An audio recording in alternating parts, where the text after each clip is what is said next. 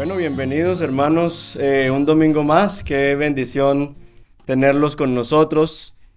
El tema que vamos a estar tocando en nuestra serie de Primera de Corintios es el propósito número 1 de la vida. Y ya acabamos de leer Primera de Corintios capítulo 10, versículos 23 al 11:1. Hay varias preguntas que son fundamentales, son las preguntas más importantes de la vida, ¿cierto? La primera pregunta es ¿quién soy? Es una pregunta de identidad. ¿Quién soy? Pero la otra pregunta es de propósito. ¿Y yo por qué estoy aquí? ¿Cierto? Es una pregunta de propósito y esas dos preguntas son centrales. ¿Yo quién soy y yo qué hago aquí? ¿No? Ya desde hace 400 años antes de Cristo, el filósofo Protágoras resumió cómo el hombre responde a esta pregunta, y es que el hombre es la medida de todas las cosas, es decir, la humanidad es el centro del universo, y la forma en la que respondemos a estas preguntas es mirándonos a nosotros mismos.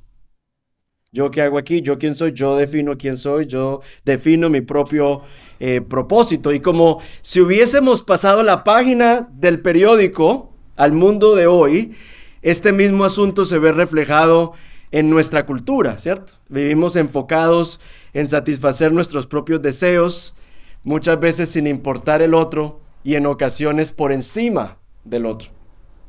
Ahora, para un creyente, estas preguntas se transforman. O sea, las preguntas cambian. La pregunta de quién soy o la pregunta de por qué estoy aquí cambian, porque las preguntas para nosotros son ¿para qué me creó Dios?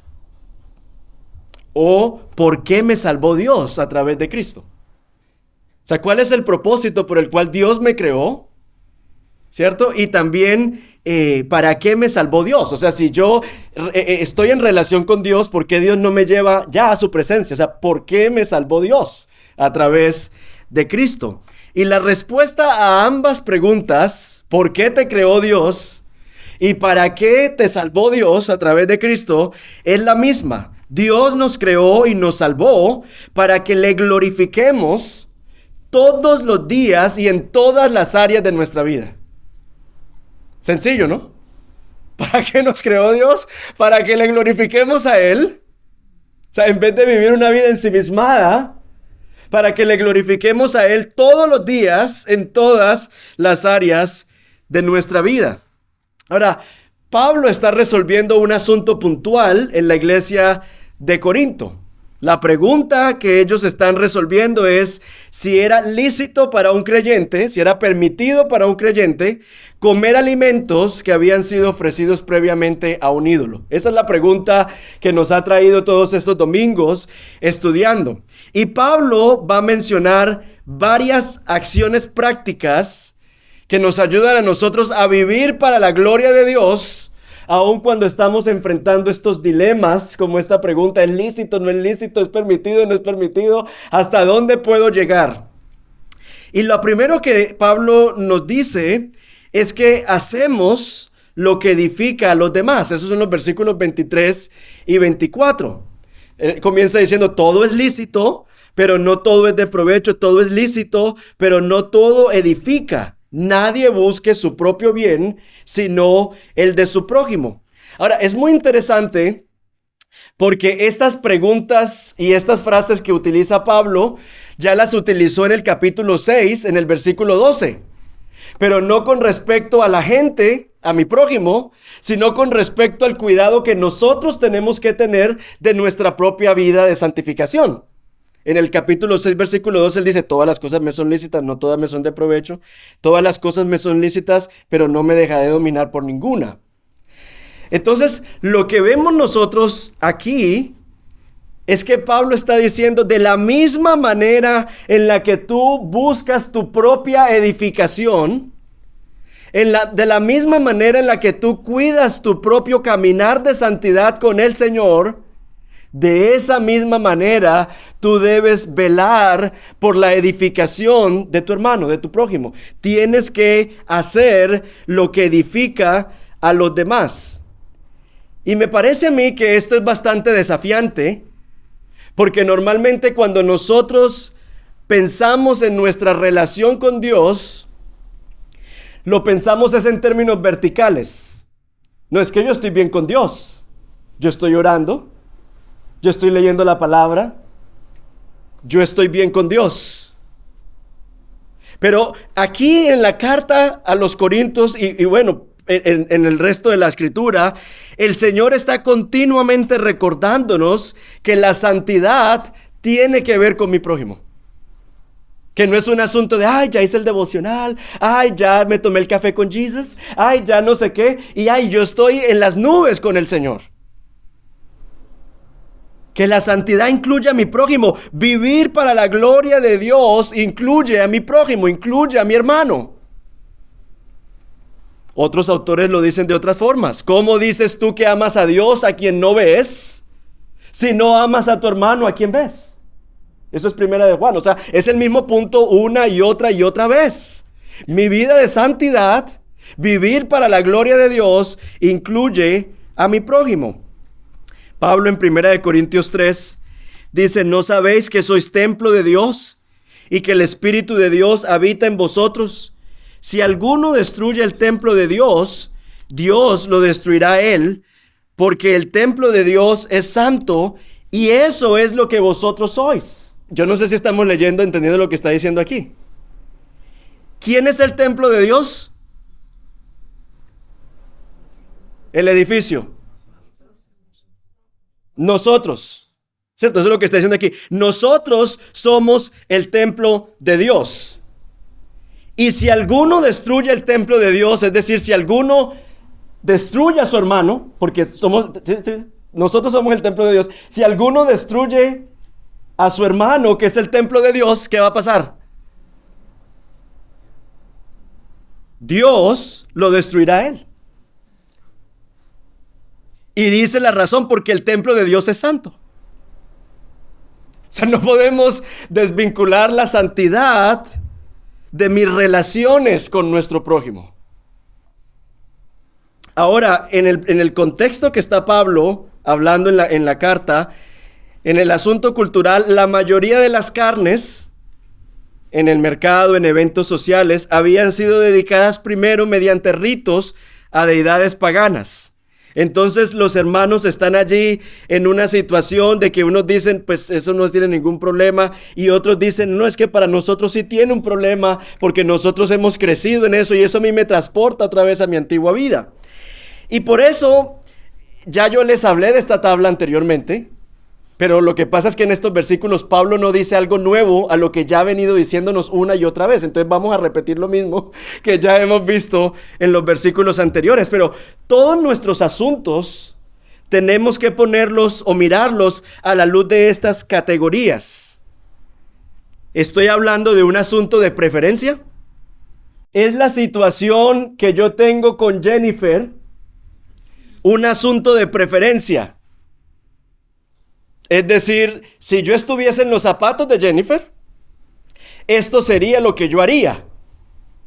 Pero yo no tengo que creerme más espiritual que Jennifer, ni asumir que Jennifer está en pecado porque no hace las cosas como yo las hago. Porque no es un asunto que es pecado, sino que es un asunto de preferencia. Ella le corta la cola al pescado antes de fritarlo, yo lo frito con la cola.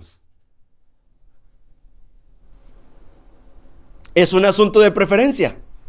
Yo prefiero gastar mi dinero de esta manera, ella prefiere gastarlo de otra manera. Ay, se gasta toda la plata. No, yo me la gasto, yo no gasto. ¿Me explico? ¿Esto es un asunto de pecaminosidad o es un asunto de preferencia? Un asunto de si yo estuviese en los zapatos de Jennifer, esto es lo que yo haría. Y frente a esos asuntos, yo no me debo creer más espiritual que Jennifer, ni mejor que Jennifer, o ella más pecadora que yo, sino que es un asunto de humildad. Ella tiene una manera de verlo, yo tengo una manera de verlo. Es un tema de preferencia. Hay otros asuntos que no son tan claros, que son asuntos de sabiduría. Porque la Biblia no nos dice si es blanco, o sea, no es blanco, no es negro, es gris. Y uno dice, o sea, voy a buscar un versículo a ver si puedo encajar esta situación. Y no encuentro el versículo para encajar esta situación. Entonces, es un asunto de sabiduría. ¿Y cómo debemos enfrentar los asuntos de sabiduría?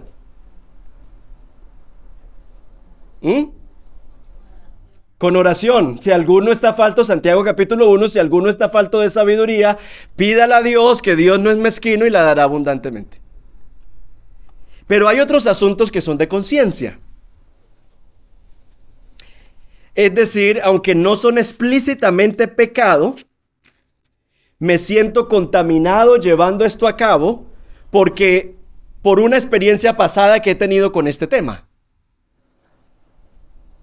Entonces no necesariamente es pecado como tal, pero yo he tenido una experiencia con este asunto en mi vida pasada y por esa razón yo necesito poner límites en esta área en particular debido a mi vida pasada, pero esos límites que Jennifer necesita, no los necesita, no los necesita el hermano Wilmar. Porque él no tiene la misma situación, ni está luchando con las mismas cosas. Entonces los límites que Jennifer se pone, no los necesita necesariamente el hermano Wilmar. Y ahí entramos en asuntos de conciencia. ¿Sí? Ella siente que su conciencia es violentada, o sea que está pecando. Y si lo siente así, no lo debe hacer. Pero no por eso tiene que llamar al hermano Wilmar pecador, porque no se siente él... porque no se siente inquieto de la misma manera en la que ella se siente por este mismo asunto. Y hay otras cosas que la Biblia dice explícitamente que son pecado. Y cuando ese es el caso, tenemos que exhortar al hermano o nosotros venir al arrepentimiento. Entonces, para mí ha sido muy útil cuando tengo discrepancias con personas, yo decir en qué punto voy a ubicar yo este conflicto. Porque puedo estar entrando y llamando pecador al otro, creyéndome yo más espiritual una cosa y la otra, cuando no es un asunto que la Biblia regula, sino que es un asunto que tiene más que ver con mis preferencias o con mi conciencia y no necesariamente. ¿Me estoy comunicando? Entonces, por eso creo que es una forma de nosotros buscar el bien de nuestro prójimo. Yo recuerdo que en una ocasión me invitaron con Juliet, estábamos recién casados, recién mudados, y me invitaron a una casa a cenar. Esta familia no es de nuestra iglesia. La persona me dijo, pastor, ¿quiere un vinito? ¿Quiere agua? ¿O quiere jugo? Yo le dije, yo quiero vino. La anfitriona lo está ofreciendo. Entonces yo no estoy llevando el vino. Lo está ofreciendo. Y entonces trajo el vino. Juliet nunca toma vino, entonces ella tomó agua y ella también, la anfitriona, se trajo agua.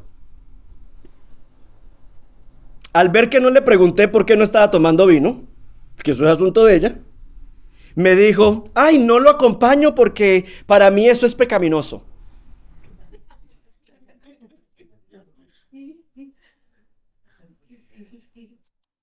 Yo decía, Señor, salgo de aquí, tiro la... Yo dije, ahora es pecaminoso, pues me va a ver tomarme el vino y me lo voy a tomar despacito.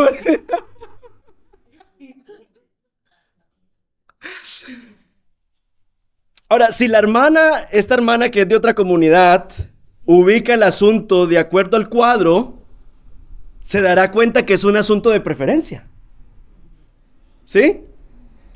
Sería un asunto de conciencia si ella tiene un tema en su vida antes de Cristo con el alcohol. Pero si ese es el caso, no debería estar ofreciéndole a nadie vino. No se debe creer más espiritual porque me voy a acompañar la cena con vino, porque el pecado que la Biblia condena es emborracharse. Una escena bastante horrible, recién nosotros llegados, y me dice Yuli, ¿y aquí todos los hermanos son así? Yo le dije, no. Tranquila, no. El pasaje que estamos estudiando habla específicamente de un asunto de conciencia. Y en los asuntos de conciencia estamos llamados a practicar el amor. O sea, nosotros tenemos libertad en Cristo, pero nuestra libertad siempre está sujeta a la ley de Cristo. Y la ley de Cristo es llevar las cargas los unos de los otros. es edificar, es ver cómo ayudamos al otro a crecer, es fortalecernos, es ayudar al otro a madurar en su caminar cristiano. Implica que si yo sé que mi hermano está en un proceso de santificación en un área puntual de su vida, yo voy a tenderle la mano y llevarlo más a Cristo. No se trata de nosotros enfocarnos en nuestro conocimiento o fundamentos bíblicos sobre el tema, que era lo que estaba ocurriendo en la iglesia de Corinto. Es que yo sé bíblicamente que un ídolo no es nada. Entonces, ¿yo por qué me tengo que privar de comerme mi carne bien deliciosa? Porque el hermano está viéndome y está diciendo que la conciencia la tiene violentada. Es que eso bíblicamente, o sea, el hermano, en vez de ensanchar su corazón a través de esta situación, o sea, ver esta situación como Dios está obrando también en mi propio corazón, está usando el conocimiento como una manera de no dejar que el Señor haga el trabajo en su propio corazón. Porque en los asuntos de conciencia necesitamos amor. Y uno muchas veces se va a dar cuenta que el amor no le alcanza. Y cuando el amor a uno no le alcanza, entonces necesita venir nuevamente a la cruz. Y en la cruz uno recibe precisamente ese entendimiento y esa comprensión del amor de Dios por nosotros, que nos equipa y nos capacita para poder amar a los demás de una forma que naturalmente y en nuestras propias fuerzas no lo podríamos hacer. Yo no sé si a usted le ha pasado, pero a mí me ha pasado que hay que estar constantemente visitando la cruz. Porque uno dice, Señor, en mis fuerzas, con mi aliento, con mis ganas, yo esto no lo supero, pero Señor, viendo lo que tú has hecho en mí, entonces yo puedo, Señor, yo puedo por tu poder enfrentar esta situación. El amor cuida la conciencia sensible del hermano y prefiere al hermano. Prefieres al hermano por encima de la carne. Prefieres al hermano, prefieres a la persona. A esa persona por la que Cristo murió. Y obviamente, la verdad es importante, porque al hermano en algún momento hay que ayudarle a salir del estado en el que se encuentra. Hay que explicarle la situación desde un punto de vista bíblico para que pueda experimentar la libertad que Cristo nos da. Pero cuando nosotros hacemos esto, necesitamos tener este entendimiento de la cruz y de cómo Dios está trabajando en nosotros. Por eso la visión del cristianismo es muy diferente a la visión de la sociedad. Porque en la sociedad todo comienza con yo. Y creo que por ahí hay otro cuadro. Todo comienza conmigo. Y yo cómo me siento frente a esta situación. O sea, todo se centraliza en cómo me siento y mis derechos y todo gira alrededor de mí. Y obviamente si uno se siente violentado por algo, necesita buscar ayuda, yo entiendo eso. Pero todo comienza con cómo me siento yo. Si por alguna razón no puedo hacer lo que yo quiero, entonces me están oprimiendo y a toda costa debo salir de aquí. Porque esto que estoy viviendo no me está generando ni placer, no me siento bien con lo que está ocurriendo. Pero por eso la ética bíblica comienza en un punto muy distinto. Porque comienza con el tema de ¿cuál es mi responsabilidad en esta situación con mi hermano?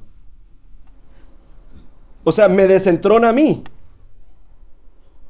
¿Cuál es mi responsabilidad, volviendo al tema de la carne? ¿Cuál es mi responsabilidad con Jennifer en esta situación? No es si me gusta la carne, es que me están privando. O sea, mirándolo desde la narrativa cultural, me están privando de comer carne. That's unfair. Esa es la palabrita, that's not fair. Nada en este mundo es fair, acostumbrémonos. Pero no es justo que yo tenga que estacionar mis derechos y mis gustos para acomodar a esta persona. No, el llamado bíblico es ¿cuál es mi responsabilidad para con mis hermanos en esta situación? ¿Cómo a través de mi respuesta yo estoy viviendo para la gloria de Dios.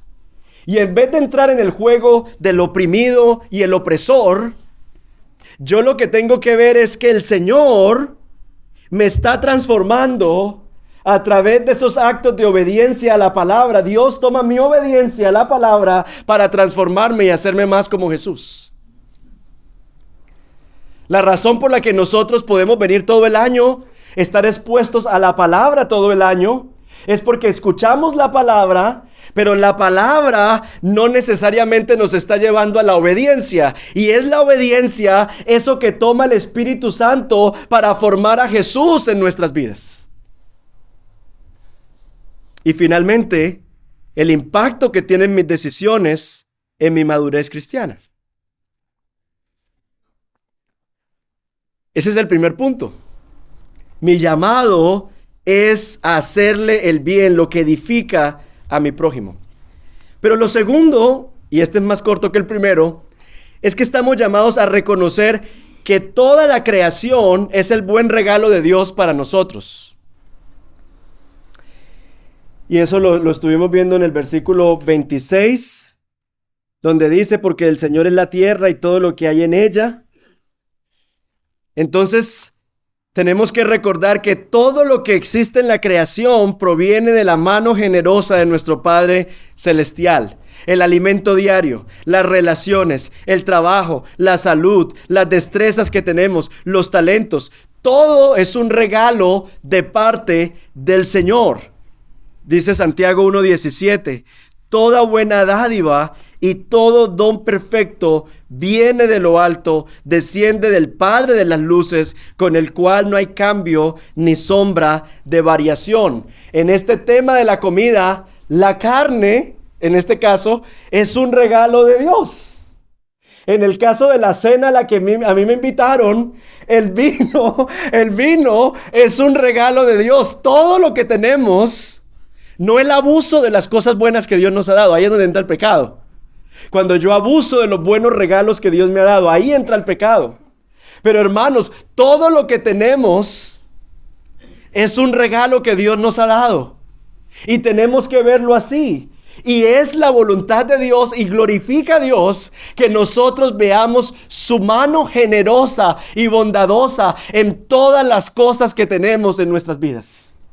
Que podamos ver la mano bondadosa de Dios en nuestras relaciones. Dice Pablo en Tesalonicenses, y esta es la voluntad de Dios, que des gracias a Dios por todo. Que tengamos un corazón agradecido, es la voluntad del Señor. Yo no sé cuántos de ustedes están pasando, ¿cómo está su Christmas? No sé.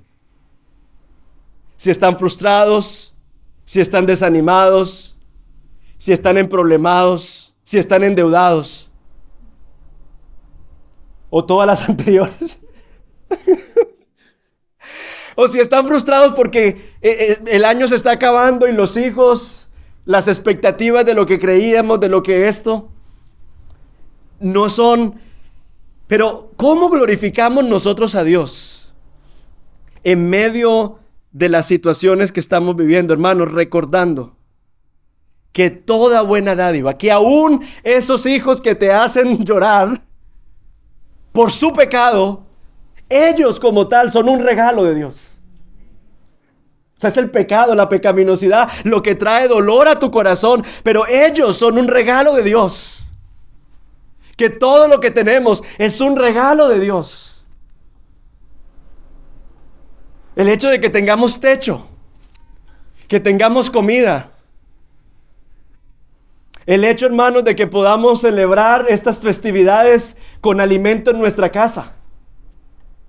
Toda buena dádiva ha venido del Señor. Que no olvidemos eso, hermanos, que en nuestra boca haya gratitud y haya alabanza por todo lo que el Señor nos ha dado. Pero algo muy interesante que continúa diciendo Pablo es que nosotros vivimos para la gloria de Dios cuando evitamos poner obstáculos a la salvación de otros.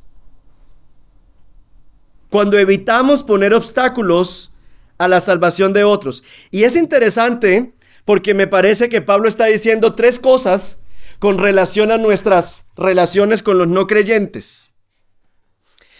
Número 1, miren lo que él dice: si algún incrédulo os invita y queréis ir, o sea, no tienes que ir, pero mira lo que él dice: si algún incrédulo os invita y queréis ir, comed de todo lo que se os ponga delante sin preguntar nada. O sea, no se pongan como esta, el cuento del vino. Si van a ir a la casa de un incrédulo, no es hacerlo sentir mal, no es hacerlo sentir ay, es que yo no como eso, no, se comen todo. Si van a ir, se comen todo, me hacen el favor. Está diciendo Pablo aquí. Que no los reconozcan por ser cositeros. ¿Sí entienden esa expresión? Esa es una expresión colombiana. Que estamos viendo cosas en todo lado y que estamos, y ay no, y ay piqui, y ay no sé qué. Que no los reconozcan por eso. Tampoco porque hacemos de todo un tema del pecado. De ahí vimos el cuadro que ya vimos. Ubiquen las situaciones. Y no está diciendo Pablo que no hay que hablar sobre el pecado. Pero la actitud con la que a veces vamos, esa actitud religiosa, mística, en vez de crear puentes, lo que hace es que no solamente nos rechacen a nosotros, porque si lo rechazan a usted, pues bien y vaya, ¿no? Pero como usted es el mensajero del evangelio, entonces terminan rechazando el mensaje del evangelio, porque ponemos más trabas y más cosas de las que en realidad están. Lo segundo que dice Pablo: pero si alguno os dice, esto ha sido sacrificado a los ídolos, entonces ahí no lo comáis, por causa del que os lo dijo, y por motivos de conciencia, porque el Señor es la tierra y todo lo que hay en ella. Entonces es interesante porque él dice: ustedes vayan sabiendo de que todo ha sido un regalo que Dios les ha dado. Pero si la persona te dice, mira, esto ha sido sacrificado a un ídolo, ¿vas a participar de esto? Le vas a decir no, porque mi lealtad está 100% con el señorío de Jesucristo. Y entonces yo te estoy comunicando a ti, al yo participar ahora de la carne, que yo tengo mi lealtad como mezclada, que soy agua y que soy aceite, que soy esto y que soy lo otro. Y entonces por esa razón no voy a comer de la carne, no porque la carne tenga una situación, sino por lo que eso te comunica a ti sobre el lugar que tiene Jesucristo en mi corazón. ¿Sí estamos viendo la diferencia? Y lo tercero que dice Pablo es: no seas motivo de tropiezo ni a judíos, ni a griegos, ni a la iglesia de Dios, así como también yo procuro agradar a todos en todo, no buscando mi propio beneficio, sino el de muchos, para que sean salvos. Y a mí me parece muy interesante esto que dice Pablo aquí, porque generalmente cuando nosotros estamos en buenos términos con la gente que no es creyente, o estamos en malos términos, nosotros nos ponemos en el centro de la situación. Si estamos en malos términos, es que está herida y entonces me lleno de amargura y me lleno de rencor. O si estamos en buenos términos, ay, pero es que esto, o sea, me hago el centro de todas en cualquiera que sea la situación. Y Pablo está diciendo aquí: recuerda que Dios te ha puesto en la vida de esas personas con un propósito. Y ese propósito no eres tú. Ese propósito Dios te ha puesto en esa familia, en esa casa, con esos amigos, para que tú reflejes a Cristo, para que tú los apuntes al Salvador. Esa es la razón por la que Dios te ha puesto en medio de esos círculos, en donde te ha puesto para que tú seas luz en medio de la oscuridad. Y entonces te toca recordarte eso al momento de resolver una situación que tengas, que no se trata de mis derechos. Ya Pablo nos ha dicho, los derechos hay que estacionarlos con el propósito de mostrar a Cristo en nuestras relaciones.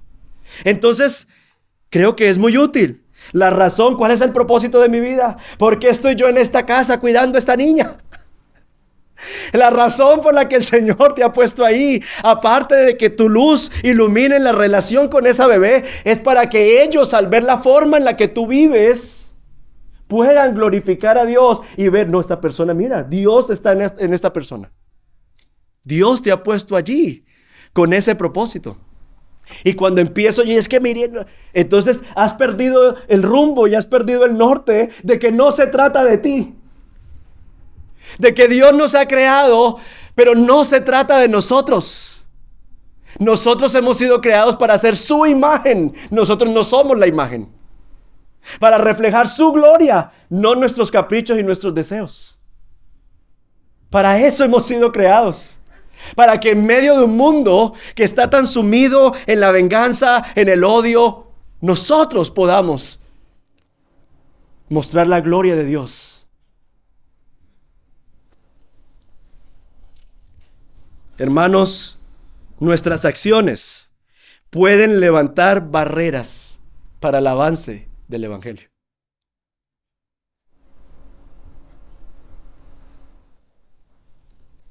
Pablo aquí nos está invitando a desprendernos, enfocándonos en la eternidad.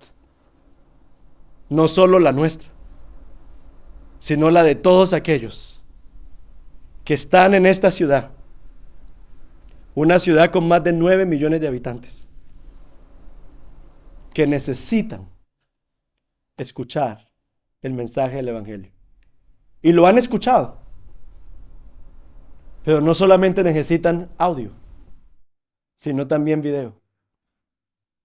Necesitan no solo escuchar el mensaje del Evangelio, sino que necesitan ver el mensaje del Evangelio materializado en nuestras acciones. Por eso la invitación que nos hace Pablo finalmente es que seamos como Jesús. Ser imitadores de mí, como también yo soy de Cristo. Y este es un tema que Pablo ha venido tocando ya. En el capítulo 4 dijo lo mismo. Y uno dice, pero ¿en qué sentido tenemos que ser imitadores de Pablo? ¿En qué sentido Pablo fue imitador de Cristo? Pablo nos recuerda a nosotros que Jesús, desde la cuna hasta la tumba, nos dejó unas huellas. Y fueron las huellas de despojarnos. Las huellas de no considerarse a sí mismo, sino poner a los demás. Miren lo que dice Pablo en 1 Corintios. Dice, hasta el momento presente pasamos hambre y sed, andamos mal vestidos, somos maltratados y no tenemos dónde ir. Nos agotamos trabajando con nuestras propias manos. Cuando nos ultrajan, ¿qué hacen? Cuando nos ultrajan, ahí está el patrón del crucificado. Por eso ahí entramos al patrón del crucificado. Cuando nos ultrajan, bendecimos. Cuando somos perseguidos, lo soportamos. Cuando nos difaman, tratamos de reconciliar. Hemos llegado a ser hasta ahora la escoria del mundo y el desecho de todo. Pablo no solamente nos pide aquí que lo imitemos a él. O sea, Pablo no está pidiendo que lo imitemos a él. Pablo está pidiendo que imitemos el modelo de Jesús que él ha abrazado como modelo para su vida. Y por eso en otras cartas, Pablo también sugiere que los hermanos sigan el ejemplo de Jesús que ven en la vida de otros hermanos. Miren el hermano Epafrodito, cómo es fiel en el Señor. Sigan su ejemplo. Es decir, no se trata de narcisismo, de que Pablo quiere que lo imiten a él porque es que él es la última. No, se trata de que veamos en su vida cómo él ha abrazado el modelo de Jesús y cómo eso nosotros tenemos también que imitarlo. Pablo, como leímos ahorita, fue golpeado por la gente a la que le iba a predicar, pero no optó por vengarse de ellos. No optó por el ojo por ojo, sino que trató con amabilidad a los que lo difamaban.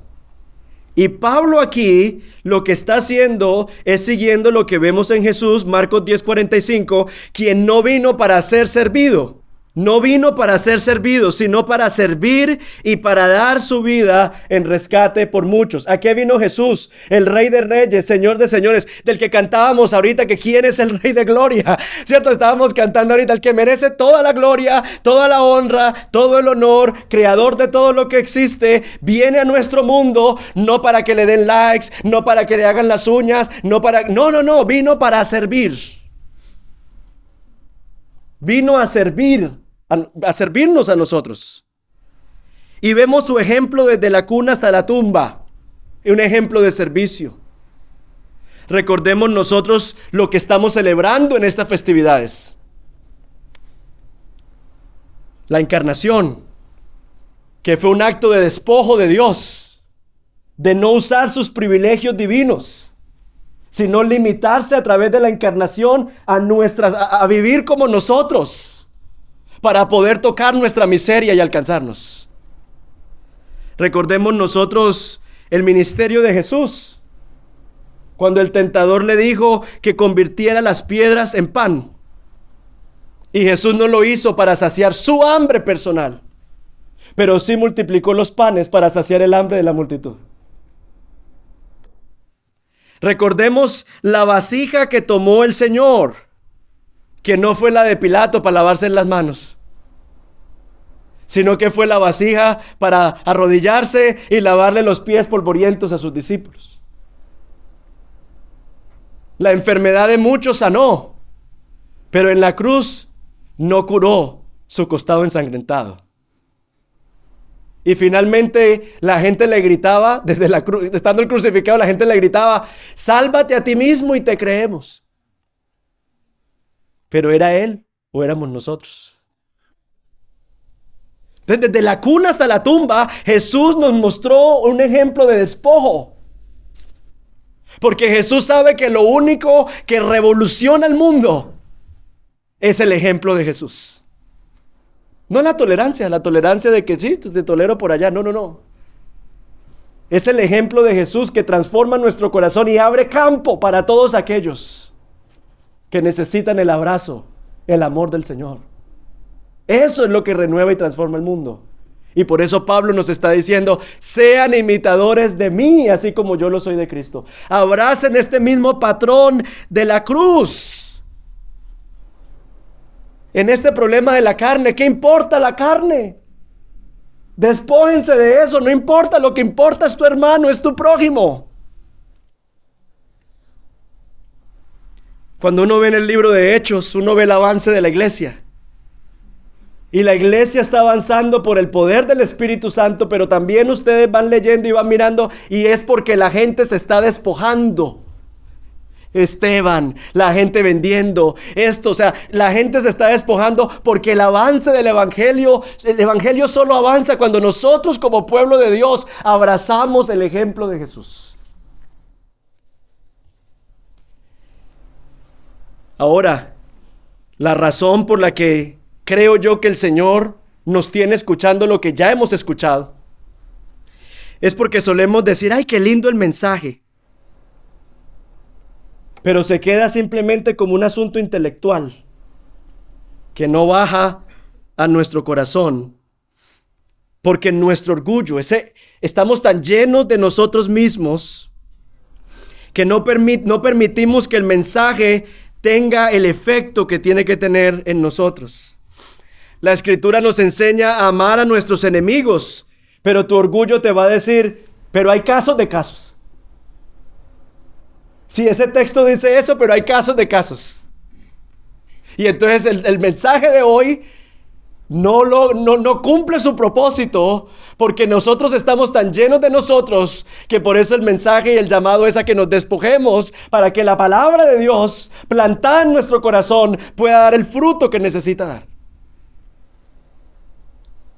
La Escritura nos enseña a gloriarnos solo en Cristo. Pero nosotros seguimos presumiéndole a la gente de lo maravillosos que somos, lo grandiosos que somos, todo lo que hemos logrado. Y a veces lo hacemos delante de personas que sabemos que están frustradas. Porque no tenemos amor, estamos llenos. Y la invitación es a despojarnos.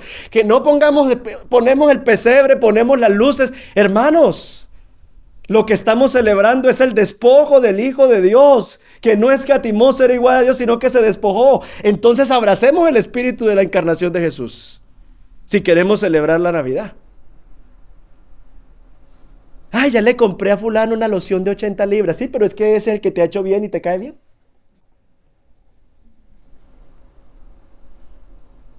Es que el asunto es que nos reconciliemos. Creyentes todavía diciendo: es que yo no tuve la culpa, yo no voy a buscar a nadie. ¿El despojo? ¿Para cuándo? Para el 2024. terminando el año con relaciones quebradas todavía. No, ¿y qué pasa con fulano? No, es que pasó un asunto familiar y bueno, ahí quedó. No, ahí quedó, no. Porque entonces ¿dónde está la vida de Jesús? No estamos imitando a Jesús. Sed imitadores de mí, así como yo de Cristo. Esa es la exhortación del Señor para nosotros hoy. Hermanos, resolvamos. Vayamos, llamemos, busquemos. Eso es lo que glorifica al Señor. Gente común, imperfecta como nosotros, pero sinceramente entregados a glorificar a Dios con su diario vivir. Hermanos, yo no sé cuál es la meta o el propósito de tu vida, pero nada glorifica más al Padre que ver a creyentes que están viviendo cada día como su Hijo amado.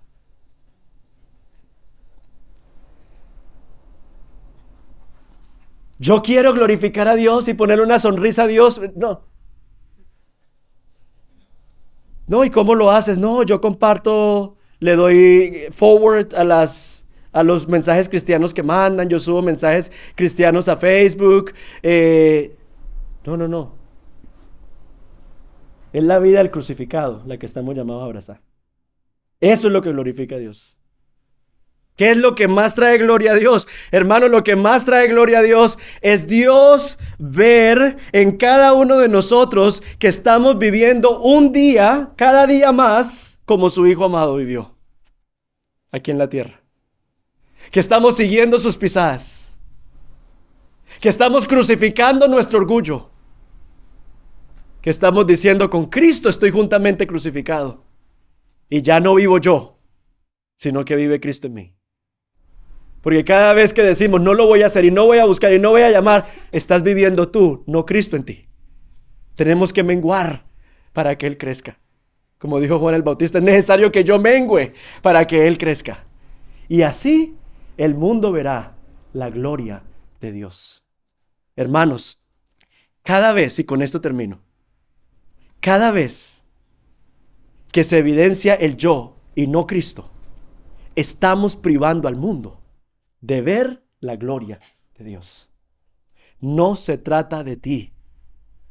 ¿Para qué fuiste creado? ¿Y para qué te redimió el Señor? El Señor te redimió para que ya no vivas para ti, sino para que vivas para Él.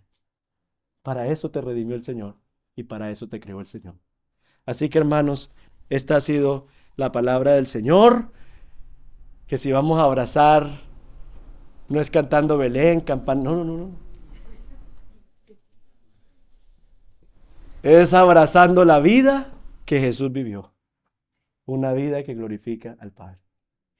Esa es la respuesta al mundo quebrado en el que nosotros vivimos, hermano.